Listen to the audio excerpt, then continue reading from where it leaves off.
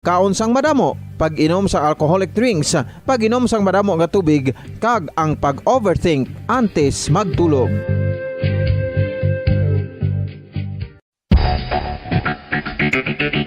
Ang husto nga paggamit sang earphones o kon headphones.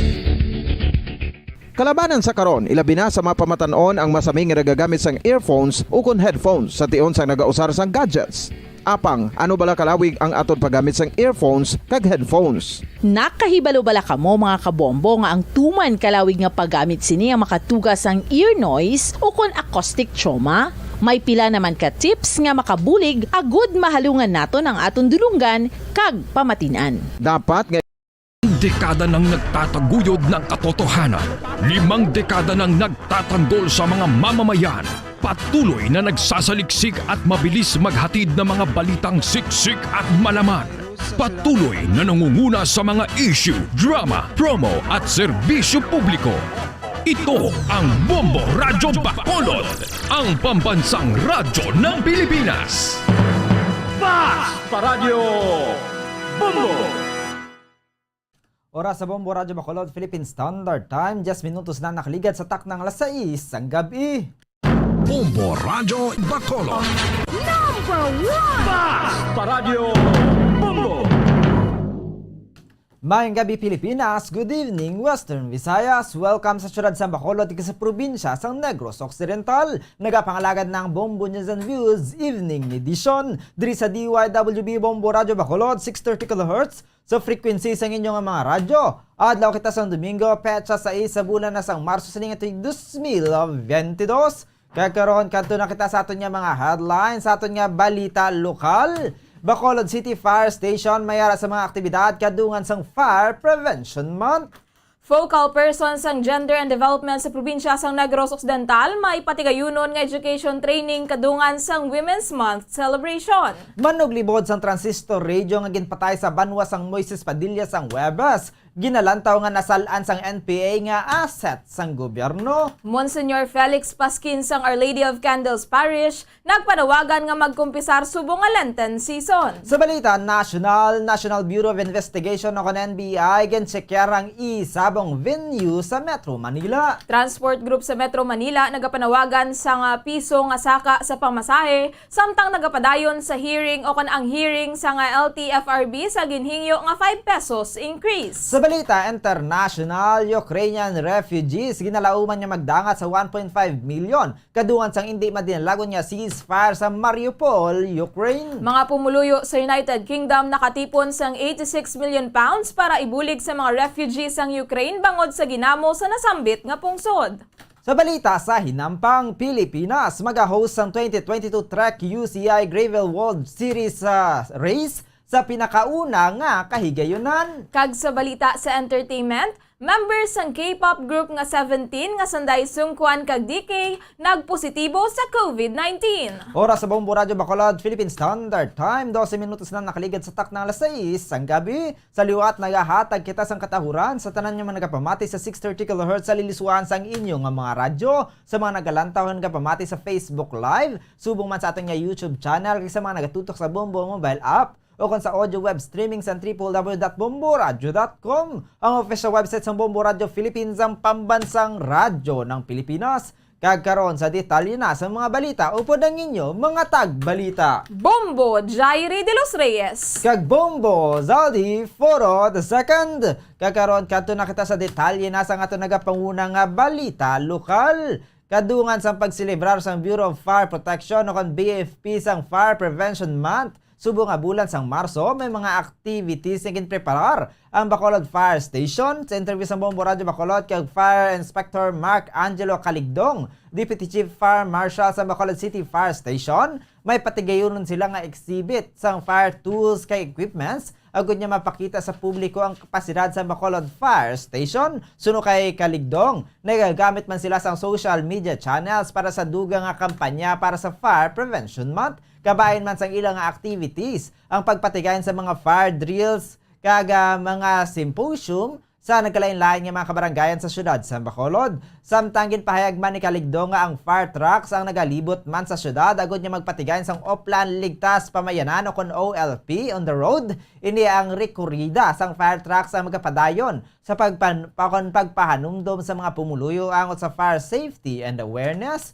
Nagpanugyan man si Kaligdo nga agod malikawan ang sunog, siguruhon nga maayo ang kondisyon sa electrical circuits sa mga balay. Sa tiyon nga magwa sa balay, dapat nga siguraduhon man nga nakakasasalaksakan ng mga appliances. Kag sa tiyon nga magbakal sinisiguruhon nga may ICC certificate o ICC certified. Bantayan ang mga dabok sa ugsaran kag magpreparar sang tubig agud nga kun magdako mapalong gilayon ng kalayo. Dugang panikaligdo nga magbisita lamang sa social media page sa Bacolod Fire Station agud niya makita ang iban pang mga fire safety tips. We will continue ang amon campaign sa Fire Prevention Month. And nyara kaming OLP on the road, amon ang rekorida sang truck naton, continuous na nga mag-remind sa aton mga pumuluyo about fire safety awareness. And we are utilizing every social media platform para lang mapaabot sa aton nga mga pumuluyo about kung nga paghalong kag mag-iwas sa bisan ano nga magtugas ang sunog. Ang kaban sa pagpayag ni Fire Inspector Mark Angelo Kaligdong, Deputy Chief Fire Marshal sa Bacolod City Fire Station.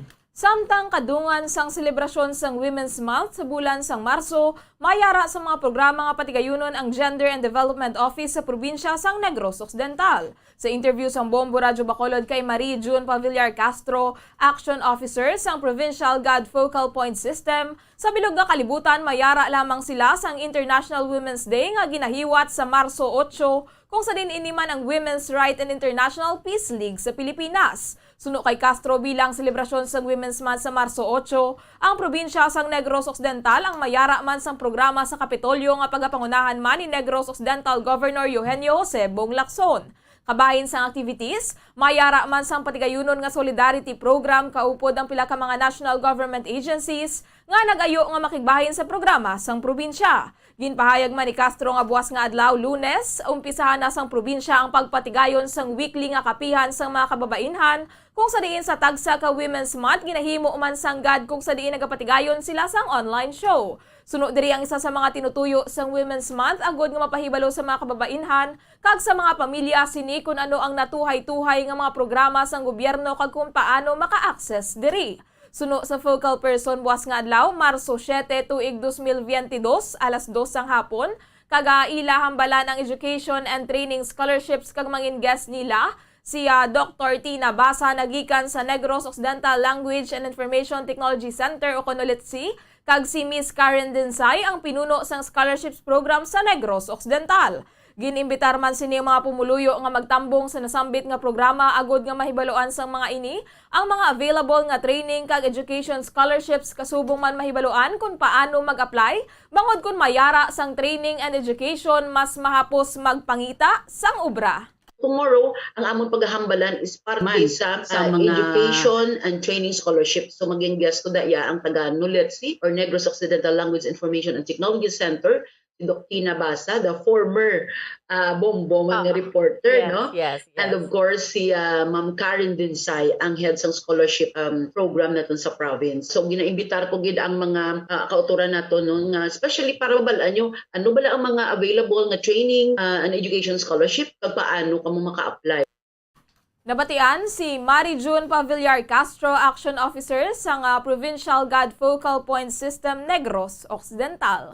Ginpahayag man sa Deputy Fire Marshal sa Bacolod City Fire Station nga madugangan man ang ilang mga fire trucks kag equipment sa idalom sang modernization program sa Bureau of Fire Protection. Suno kay Fire Inspector Mark Angelo Kaligdong, magluwas sa mga fire trucks and equipments nga mandato sa idalom sang BFP Modernization Law, magadugang man sa paghar sang BFP firefighters ang ahensya. Gani nagpanugyan ini sa mga luyag nga mangin kabahin sang BFP nga magbisita sa page ang BFP Regional Office 6 agad na mahibaluan kung may hiring kayang requirements sa pag-apply. Aminado man ini nga ang Bacolod City Fire Station ang nagakinahanglan sang kapin isa kagatos pa ka mga firefighters. Samtang ginpasalamatan man sini ang mga fire volunteers sa syudad sa Bacolod nga ginalakipan sang Chamber, Amity, Mountain Tigers kag Bacolod City Disaster Risk Reduction and Management Office sa pagbulig sa tion nga may gisunog nga respondihan. Ang sa about sa recruitment, nag-post man nag-post ang amon nga regional office sa Iloilo, may ara na sila Facebook page. Nag-post na sila kung saan sila open and kung sila ilakota, no? And diyan man gina-post ang ilang mga requirements kung paano magsulod. Ang mag-ano lang sa Facebook page sa Region 6 BFP. Ang kabayan sa pagpahayag ni Fire Inspector Mark Angelo Caligdong, Deputy City Fire Marshal sa Bacolod City Fire Station. Ginalantaw sang Moises Padilla Municipal Police Station ang posibilidad nga nasalaan sang makawalang grupo ang manuglibod sang transistor radio nga asset sang gobyerno gani ini ang ginluthang sang ginabanta anom ka mga armado nga mga lalaki sang Marso 3 sa sitio Agugulo, Barangay Makahagay, Moises Padilla, Negros Occidental. Suno kay Police Major Randy Babor, hepe sang Moises Padilla Municipal Police Station, hindi Manila ma-establish ang posibilidad o posibilidad sang hold-up, mangudyara lamang sa crime scene ang motorsiklo sang biktima, kasubong man ang isa ka kanding kag wala man ginkuha sa mga armado nga kalalakinahan. Madumduman nga ang biktima ang ginkilala kay J. Michael Ledesma, 42 anyos, residente sa Barangay Uptown, Canlaon City, Negros Occidental. Ang mga ini ang nagpadulong sa nasambit nga sitio agod nga magpanukot sa mga nagakuha sa nga transistor radio sa ila, apang sila ang ginbanggaan sang pauli na sa bahin nga malayo na sa mga pamalay. Madumduman na ginpahapa kagin baklid ang 14 anyos sini nga bata, samtang ang biktima naman ang gindala sa kakahuyan kag didto na ginpaarakan sang luthang. Suno kay Babor, nagpatigayo na sang follow-up investigation ang investigador sa Moises Padilla Municipal Police Station, apang wala na sang na-recover pa nga ebidensya bangod contaminated na ang lugar. Gintutukan na lamang sa mga ini ang bata sang biktima nga amo ang nagaisahanon nga witness, ilabi na nga malayo sa mga pamalay ang ginluntaran sang pagpangluthang. Santo sa bata, anom ka mga armado nga lalaki ang nakita sini nga nagbangga sa ila, apang may pila pa ka mga persona nga nagapanago. Isa sa motibo nga ginatulok sang kapulisan amo nga nasalaan ini sa makawalang nga grupo nga asset sang kapulisan bangod ang lugar ang masami gina-monitor sang mga rebelde kag ila man ginabantayan ang mga nagasulod kag guwa sa lugar, dugang pa nga bag-o lang nila makita o kung nakita ang manuglibod sa lugar. Hindi man mahambal nga pagpangawat ang motibo suno kay Babor bangod wala gintandog ang motorsiklo kag ang kandi nga ginbayad sa biktima kabaylo sang radyo. Dugang pa ni Babor nga lunsay guya ang igo sang biktima. Why na sila sa nakuha dito nga ebidensya sa area na contaminated na to kasi mga pyo ay nasa information lang na tukang dito kasi ito related sa talaan sa mga yasa grupo siguro. Kung sinakamotibo da siguro kung ang ilang pagkatot dito tungod nga ang area da kung direct ang tuwa kapanwa bilang padilyata sa Giolgan City. Di mo ginadang area ang ilang koridor ng mga PPNP. Nabatian si Police Major Randy Babor, hepe sa Moises Padilla Municipal Police Station. Kag sa ato na katapusan nga balita lokal, ginatudlo sa humiliya sa Subo nga Domingo nga sa aton nga pagpangabuhi, sundo nato ng Ginoong Hesus nga ginsunod ang Dios sa piyak sa mga temptasyon nga ginagom sini sa humiliya ni Monsignor Felix Pasquin sa Our Lady of Candles Parish. Ang Lenten season ang tion sa pagbaton sang kaayo sang Ginoo kasubong man ang adlaw sang kaluwasan, ang pagsugod sang Kwaresma amo ang tion sa pagbag-o hindi lamang bilang isa ka tawo kundi bilang isa man ka komunidad. Ini man ang tion sa pagsaulog sang misteryo Pascual, ang tion sang kasakit, pagkamatay kapag kabanhaw ni Jesucristo suno kay Pope Francis. Ang Kwaresma ang nagkakahulugan sang 40 ka adlaw kung sa diin handom ang pagbag-o sa mga pumuluyo kag iniyang matigayon lamang kung makigbahin kita sa pagsaulog sang misteryo Pascual. Ginpanawagan man sa humiliya nga sa maabot nga Mayo 9, magapili naman kita sa magapamuno sa aton pungsod. Yan dapat piliun naton ang kandidato nga may kahadlok sa Dios. Sa tiyon niya magpili dapat aton batyagon nga ang aton nga butohon ang may tinutuyo sa pagbag-o bangod ini ang dako nga kinahanglanon naton. Nagpanawagan man ang mga nga butuhan sa ginapanawagan man sa mga botante nga bag-uhon ang mga kinaandan sa tion sang eleksyon. Samtang ginatudlo man sa humiliya nga dapat aton sundon ang mahal nga Dios sa tanan nga tion. Ginpahayag man nga hindi kita magbulag sa Dios agod nga hindi madala sa temptasyon nga magdala naman sa pagpakasala. Ang Kwaresma, daga kay hisayuran sang 40 kadlaw. Bag-o nga kabuhi, amo ini ang handom sa sini nga Kwaresma, kag ini matigayon lamang kung kita makigbahin sa misteryo Pascual ni Kristo, nga amo ang iya pagkasakit, kamatayon, kag pagkabanhaw. Nagakinahanglan kita sang pagbag-o. Ang kabayan sang humiliya ni Monsignor Felix Pasquin sa Our Lady of Candles Parish, samtang ginaagda ni Monsignor Felix Pasquin sa mga pumuluyo nga makigbahin via Cruces sa tion sang Biyernes nga patigayunon sang Our Lady of Candles Parish. Kadungan sini nagpanawagan man si Pasquin nga subong nga Kwaresma magkumpisar bangod malapit na sa duha ka tuig nga wala nakapatigayon sang simbahan sang pagkumpisar. Kada Biyernes ginaagdan tanan sa pag-upod sa prosesyon diri sa Our Lady of Candles alas 6 ang hapon. Sa tanan nga mga parokya may ara man nga Via Crucis kag nagakalain-lain ang mga schedule sa aton nga mga parokya. Kag hindi gid kita maglipat, magpangumpisar gid kita. Let us be reconciled with God. Madapit na duha ka tuig nga wala kita makabalik sa pagpangumpisar. Ang kabayan sa pagpahayag ni Monsignor Felix Pasquin sa Our Lady of Candles Parish, oras sa Bombo Radio Bacolod Philippine Standard Time, 25 minutos na nakaligat sa takdang alas 6 sang gabi. Kaya karon kadto naman kita mga kabombo sa ato nga detalye sa mga balita national. Gin-inspeksyon sa National Bureau of Investigation o kon NBI ang pila ka mga online cockfighting o kon isabong venues bilang kabayan sa ilang nga investigasyon sa mga nagkaladula nga bulangero. Nagpatigay ng NBI National Capital Region o kon NCR sang ocular inspection sa duha ka Lucky 8 Star Quest Incorporated isabong venues. Ginapanagiyahan ang kumpanya ni gaming tycoon Charlie Atong ang pila ka mga manugbulang ang nagkaladula ang ulihi nga nakita sa 3 ka venues sang kumpanya. Ginapanhugutan o kon ginapahanugutan sang kumpanya ang NBI agents nga chikeron ang Manila Arena humalin sa entrance staging area sa mga ginabulangan nga manok antes ang hampang kayang arena kung sa diin ang mga VIP sa nagalantaw sang bulang. Ang parking lot ang gin-inspect man kalaki pang x-ray machines ang ginagamit kaya ang lugar kung sa diin gina-inspeksyonan sa mga inugbulang antes ang away sini kalakip sa mga gintutukan sa investigasyon sa ang installed CCTV cameras. Apang ang mga kamera ang na-install lamang sang tinalikdan nga semana. Ginapahayag sang otoridad nga mayara na sang pila ka mga natumod nga person of interest angot sa nagkaladula nga mga individual. Una naman niya ginpahayag ni Senator Ronald Bato de la Rosa nga santo sa report sa mga pulis ang numero sa mga nagkaladula nga mga manubulang ang nagsaka na sa 34 nagikan sa 21. Samtang nagapanawagan ang Federation of Jeepney Operators and Drivers Association of the Philippines nga pahanugutan sang gobyerno ang temporaryo nga pagsaka sang 1 peso sa plitihan sa tunga sang nagapadayon nga pagsaka sang presyo sang gatong.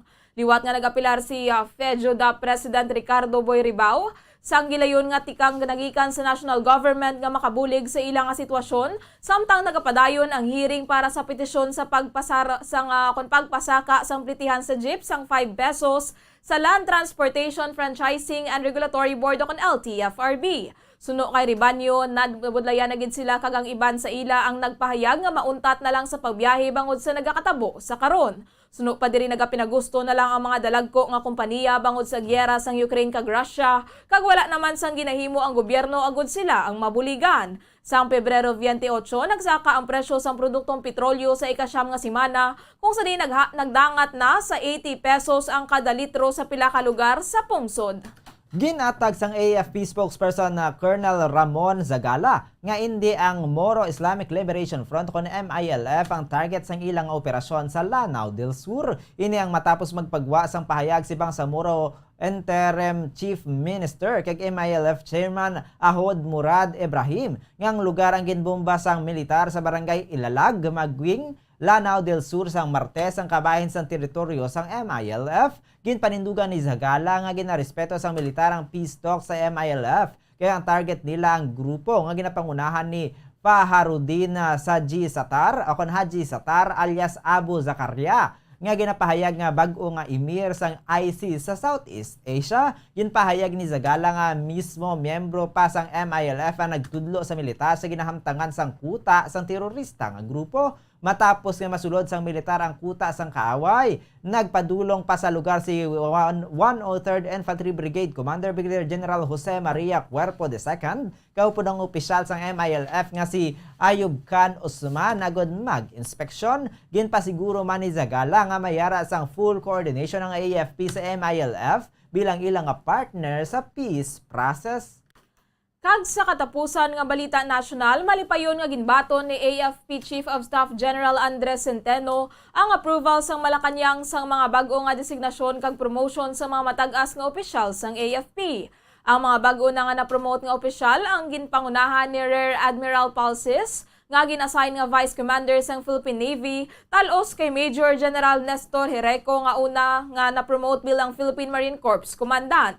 Si Major General Nestor Florente D. Rayos, PAF ang ginasay naman nga bag-o nga commander sang Air Education, Training kag Doctrine Command. Magabulos naman sa nabakante nga pwesto ni Rayos bilang Commander of Air Combat Command si Major General Edward Libagos sang PAF. Kalakip man nga na-promote sandaya Brigadier General Zosimo Oliveros bilang Assistant Division Commander sang 8th Infantry Division, Brigadier General Ferdinand Razalan bilang bagong commander sa General Headquarters and Headquarters Service Command, Brigadier General Eduardo Gubat bilang Assistant Division Commander sa 6th Infantry Division, Colonel Doroteo Jose Landone bilang Assistant Deputy Chief of Staff for Intelligence, kaga Captain Alan Javier bilang Commander sa Naval Forces West. Samtang na-promote naman sanday Brigadier General Ignacios Patrimonio, Commander sa Joint Task Force Sulu, sa ranggo nga Major General, kag Captain Francisco Tagamulila Jr., Commander of Naval Forces Northern Luzon, sa ranggo nga Commodore. Nagsaka naman sa ranggo nga Brigadier General sanday Colonel Consolito Yekla, Commander sa 103rd Brigade, kag Colonel Marvin Licodin, Chief sa AFP Peace and Development Office. Oras sa Bombo Radyo Bacolod, Philippine Standard Time, 31 minutos na nakaligat sa tak ng alas 6 sang gabi. Karon sa ilo naman kita sa detalye na sa aton nagapanguna nga balita sa luwas sang pungsod. Una kita sa Ukraine. Ginalauman niya magdangat sa 1.5 million ang numero sang Ukrainian refugees subong adlaw sang Domingo. 11 ka adlaw matapos nga sa lakayon sang Russia ang Ukraine. Hini matapos nga wala mangin madinalag o ng ceasefire kahapon sa tunga sang Moscow kag Kiev. Nga ginalauman kung tani nga makabulig sa pag-evacuate sa mga sibilyan nagikan sa Mariupol kag Volnovakha. Duha ka syudad nga nasulod na sang Russian forces. Madumduman nga natalana nga padayunon ang paghinunanon sa tunga sang duha ka pungsod buwas. Lunes nga adlaw apang wala masiguro nga magatambong ang Moscow. O nanangin panundugan ni Russian President Vladimir Putin nga tinutuyo kun tani nga mangin neutral lamang ang Ukraine kung sa diin nakaligad nga mga tinuig ang nangin demilitarized kag denazified. Madumduman man niya kasunod sang pagsalakay sang Russia sa Ukraine sang Pebrero 24. Gilayon nga nagpatuman sa mga sanksyon sa nagkalain-lain ang nagkalain-lain nga mga pungsod. Rason nga mat-amat nga nagakapiang ang ekonomiya sang Moscow. Samtang sa United Kingdom, ginpahayag sa isa ka Filipino sa United Kingdom nga nakatipon ang pungsod sang 86 million pounds kasunod sang ginlunsyar nga appeal for donation para sa mga Ukrainian refugees nga nagpadulong sa nagkalain-lain nga mga lugar kung sa diin ang mga ini ang nagpalagyo bangod sa nagapadayon nga Russian invasion. Suno kay Ramil Isugon, humalin sang ginlunsyar ang donation drive sang Webes. Nakatipon na sila sang 86 million pounds o kon 6.2 billion pesos sa sunod lamang sang duha ka adlaw. Ang kwarta ang gamiton para sa pagbulig sa mga Ukrainian refugees. Ginpahayag sang UK Emergency Committee nga sa sulod lamang sang 24 ka oras, nakatigayon sila nga makatipon sang 55 million pounds o kon 3.8 million pesos. Ang nasambit nga kantidad na lapawan sini ang 15 million pounds nga donasyon sang UK sa Yolanda sadto. Naghatag man si Queen Elizabeth sang England sang donasyon nagikan sa private fund sini. Samtang naghatag man sang dugang nga bulig ang Prince of Wales kag ang Duke of Cambridge. Ang natipon nga kwarta ang gindugangan man sang 20 pounds ang ilang gobyerno sa pagpanguna ni Prime Minister Boris Johnson. Ang natipon nga pondo ang igatugyan sa UK Disaster Emergency Committee agod ipanagtag sa 5 ka pungsod nga ginpadulungan sa mga Ukrainian refugees nga ganalakipan sang Poland, Hungary, Romania, Slovakia kag Moldova. Ginpahayag man ni Isugon nga halos mga pumuluyo sa United Kingdom ang nagapanumdum nga makabulig sa mga Ukrainian refugees. Kalakip sa ginpadala sa Poland ang mga pagkaon kag mga kinahanglanon medikal. Sa karon ang mga Ukrainian refugees ang nagdangat na sa 1.3 million santo sa report. Natigayon nga makatipon kami sa sulod lamang sa nga umpisa sa Muebes sa 86 milyones pounds. Hindi ko mahambat kung ano ang right term sa pounds sa aton nga lingwahe. Kung pounds na libras na nakon sa aton. So pounds sterling o kung ma-equivalent ining 6 billion kaga 20 milyones pesos.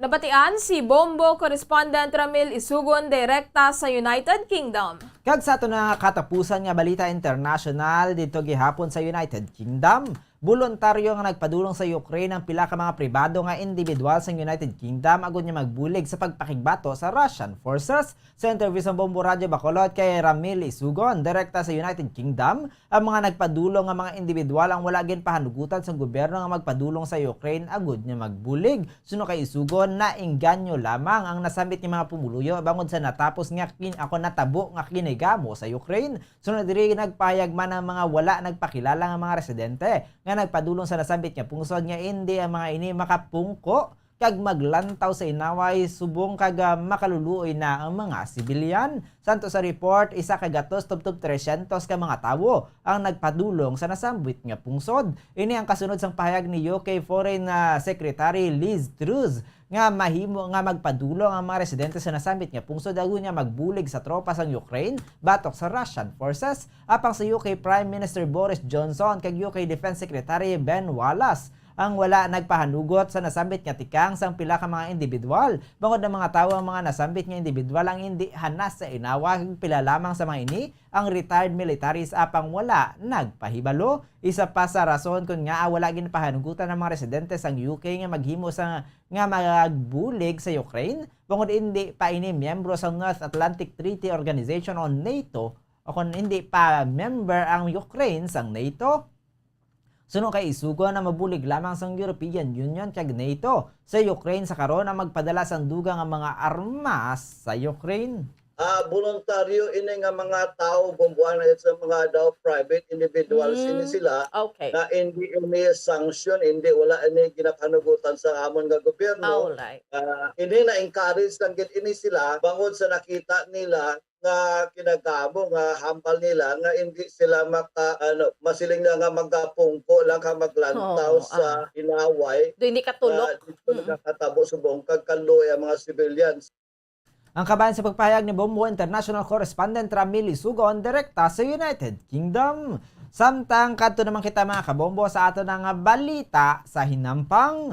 Ginhatagan ng Pilipinas ang kahigayonan sang Union Cyclist International o UCI nga mag-host ang inaugural 2022 Trick UCI Gravel World Series Race nga mag-kick off sa unang kahigayonan sa Abril 3 sa Bungabon, Nueva Ecija. Ang Philippine leg ang mag-umpisa sa 15 ka mga qualifiers kung sa diin masobra 350 ang mga partisipante nga kinilakipan sa mga riders gikan sa Pilipinas ug sa iban nga mga pungsod. Apisar nga wala pa nahibaluan sang iban ang gravel riding ang nagasanyog naman nga disiplina sa bilog nga kalibutan. Ini ang may kombinasyon sang elemento sang dalan kag mountain bike kag masami nga ginapatigayon sa mga wala pa masemento nga dalan kaya nga isang batuhon, forest tracks, farm roads kag cobbles. Sa pag-umpisa sang World Series sa Pilipinas, nagalaw ang mga Filipino organizers nga ang gravel riding ang pinaagi agud niya ini ang mas makilala. Suno kay Edri Ocampo, race director sa 2022 Trek UCI Gravel World Series.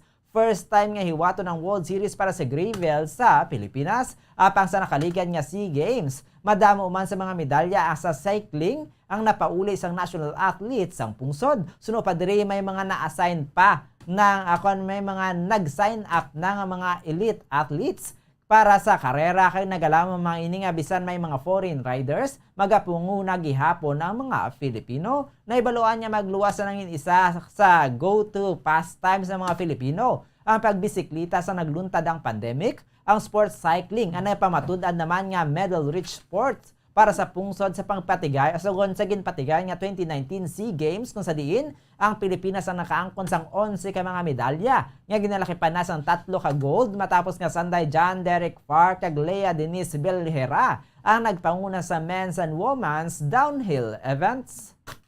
Kag sa balita sa entertainment, nagpositibo sa COVID-19 ang mga miyembro sang K-pop group nga 17 nga sanday sungkuan kag DK kasunod lamang sa pagpositibo man sang leader sang grupo nga si S-Cups. Ginpayag sang ilang agency nga Pledis Entertainment nga ang duha ka members ang sa karon nagapatigayon sang self-treatment sa tagsa nila kapuluy-an. Ginapahayag nga si DK ang nagkuha sa nga rapid antigen test nga nagnegatibo sang Biyernes apang matapos ini nga makabatyag sang mild nga sore throat gilayon naman nga nagkuha sang PCR test ang K-pop artist kung sa diin na kumpirmar nga COVID-19 kagabi. Samtang si Sungkwan naman ang naka-eksperyensya sang palanakit sang lawas ang nagkuha man sang rapid antigen kag PCR test kag nakumpirmar nga positibo kahapon. Pahayag sang Pledis Entertainment nga tanan nga 17 members magluwas sa mga nagpositibo sang damlag lamang nga ginalakipan Nanday S-Cups, Hushi, Wunwoo kag Vernon ang voluntaryo naman nga nagkuha sang self-test kit sang kahapon kung sa diin lunsay negatibo ang resulta. Ginpahayag man sang ahensya nga ang nabilin nga mga miyembro ang wala man sang may ginapakita nga bisan ano nga sintomas. Bangod sini ginpahayag sang ahensya nga may mabudlay pa sa karon para sandaya DK kag Sungkwan nga makigbahin sa mga aktibidad sang 17. Pasalig naman sa mga ini nga magapadayon ng ilang nga paghatag sang suporta agud mapadasig ang recovery sang duha ka K-pop artist kung sa diin hatagan sang mga ini sang mataas nga bili ang ilay kaayong lawas kag kahilwayan. Magapadayon man ang ahensya sa pag-oopera sa mga request kag pagsulundan sang healthcare authorities. Oras sa Bombo Radyo Bacolod, Philippine Standard Time. 39 minutos na nakaligid sa taknang alas 6 ang gabi. Kaginyo na nabatian na kabugusan niya pagpangalagid sang Bombo News and Views Evening Edition. Diri sa DYWB Bombo Radyo Bacolod, 630 kHz sa frequency sang inyong mga radyo. Adlaw kita sang Domingo, petsa sa isa bulan sang Marso sining ito'y 2022.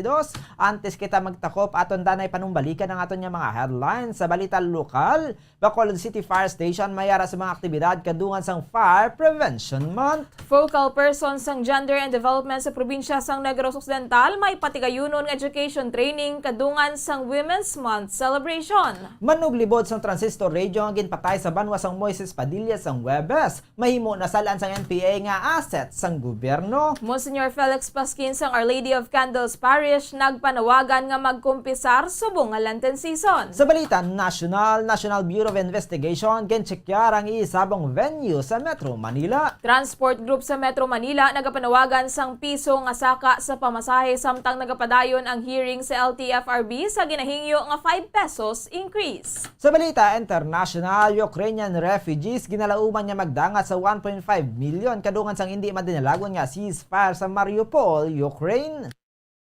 Mga pumuluyo sa United Kingdom nakatipon sang 86 million pounds para ibulig sa mga refugees sang Ukraine bangod sa ginamo sa nasambit nga pungsod. Sa balita sa hinampang Pilipinas, mag-host ang 2022 Trek UCI Gravel World Series Race sa pinakauna nga kahigayunan. Kag sa balita sa entertainment, members sang K-pop group nga 17 nga sanday Sungkwan kag DK nagpositibo sa COVID-19. Kag ini nga ato nga mga natipon nga mga balita sa subong nga gabi diri sa Bombo News and Views Evening Edition. Kag sa katapusan, kami inyo nang intag balita. Bombo Jairi de los Reyes. Kag Bombo Zaldi Foro II para sa pamansang radyo ng Pilipinas. Consistent overall number 1 sa Bacolod. Basta Radio Bombo! Kagkaroon sa aton nga Bombo News Analysis ang ginpadala sa aton maukod nga tagpalamati. Pagabasahon ni Bombo Daniel Lecciones may tigulo Putin. Putinsyano nga mga ngalan sa Pilipinas. Ginataha nga ngalan kag mga dibuinas. Putin sa Russia amo ang dako nga dimalas. Mga inosente nga pumuluyo iya gintampalas. Ano gid bala ang mayor nga rason nga pungsod sang Ukraine iya luyag sa kupon? Basi may nagtayog nga panulay sa iya paminsaron ukon ang kadalok kag gahom sa puder ang naghari sa iya tagipusoon. Hindi siya luyag nga Ukraine sa NATO magpamiyembro kay may iban gali siya nga plano kay basi military base ibutang sa mga Amerikano. Hindi na siya makahulag kag makapagusto. Apang ang aton lang naluuyan ang mga inosente nga mga sibilyan.